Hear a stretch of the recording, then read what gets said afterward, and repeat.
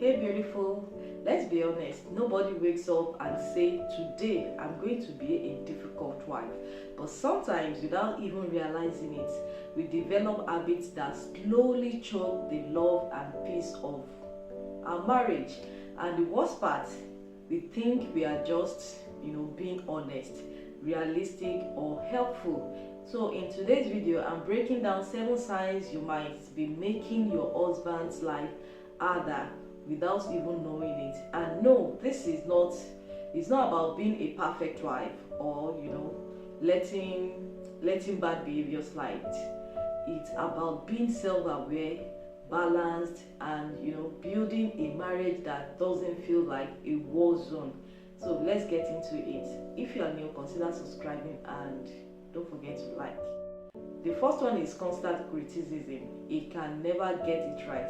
One of the quickest ways to wear down a man emotionally is through constant criticism. Notice I didn't say constructive feedback. Feedback is a specific kind and about a behavior. Criticism, on the other hand, attacks the person. If your husband feels like every effort he makes is met with but you could have done it better, or why can't you do it like so and so husband, over time it will either shut down or stop trying. Psychologists like Dr. John Gottman even identify constant criticism as one of the major predictors of divorce. Here's the danger: you might think you are pushing him to be his best, but he hears you are not enough. Quick self-check here. Before you point out a flaw, ask yourself, is this necessary right now, or can it wait for a calmer moment? Then 2 is public disrespect, making him the punchline. Some wives think it's harmless to share funny complaints or embarrassing story about their husband in public. But here's the truth: jokes that undermine his dignity, especially in front of friends and family or online, can stick with him long after the laughter stops. Respect is a man's love language as much as affection might be yours. If he feels humiliated, it can create silent resentment. This is not about nepotism or being playful, it's about knowing the line between humor and humiliation. Relationship tips: save serious corrections for private conversations. Publicly, be his ally, not his prosecutor. The third one is emotional withholding, punishing with silence. When you are upset, do you give him the cold shoulder? Days of silence, the silent treatment is not just unhelpful, it's emotional manipulation. It forces your spouse to guess what's wrong instead of resolving it together. While it can make you feel in control for a moment, it damages trust and intimacy in the long run. Emotional withdrawal is like locking the door to your marriage from the inside. A better approach is, even if you are hurt or angry, communicate that you need space and set a time to revisit the issue. This shows maturity without freezing him out. Okay? Then the fourth one is comparison to other men. Look at how Tolu surprises his wife.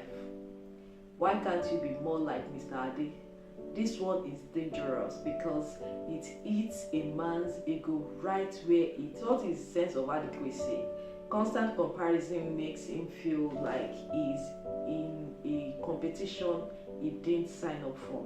Instead of motivating, it often leads to frustration or detachment.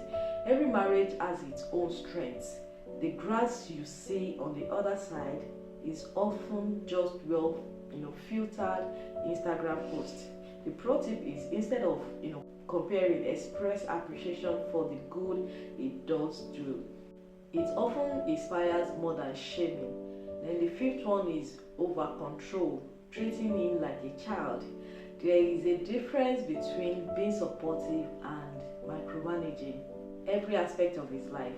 telling him what to wear, how to drive, how to eat, when to speak. If he feels like he has no autonomy, resentment will grow. Some women do this out of anxiety or a desire for things to be done right, but it often makes a man feel disrespected.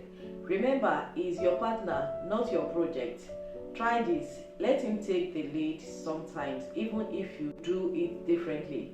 Trust is built when both people feel competent in the relationship. The sixth is neglecting his need. This doesn't just mean physical needs, though that's part of it. It includes emotional and practical needs too. If you are always too busy, too tired, or too distracted to connect, the marriage can become a roommate situation. Many wives give so much to children, work, or extended family that their husband ends up last on the list, and over time that neglect can become a silent killer of connection. Men, just like women, want to feel valued, wanted, and prioritized. The balance tip here is, even in a busy season, schedule intentional time together. It sends the message, you still matter to me. The seventh one is unforgiveness, keeping a record of wrongs. If every argument becomes a chance to drag out all his past mistakes, it means forgiveness has not really happened. Holding grudges is like adding bricks to a wall between you. Eventually, that wall becomes so high that intimacy can't cross it.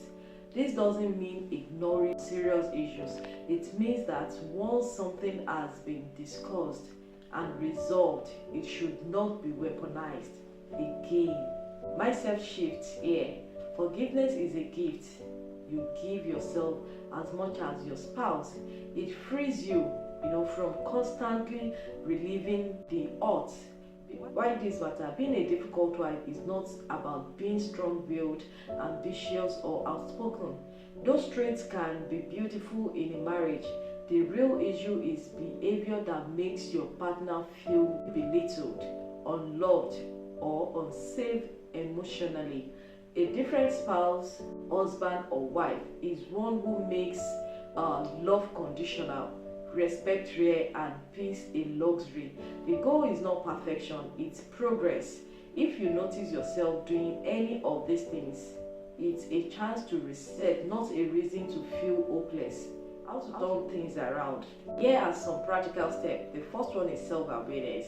Be honest with yourself about patterns you fall into when stressed or hurt. The second is open communication.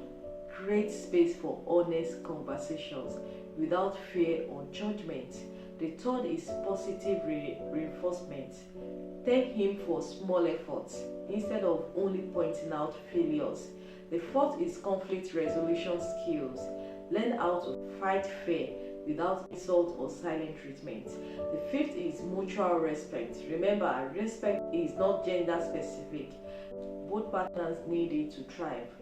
Because marriage is hard enough without becoming each other's biggest problem. If you have seen yourself in any of these 7 habits, the good news is awareness is the first step to change.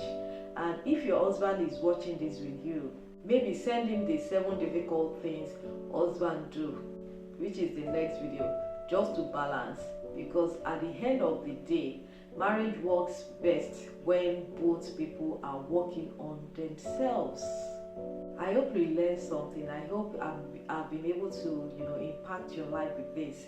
If I do, kindly like this video, share with people that need it, and don't forget to like if you enjoy watching. Okay, I'll see you in the next one.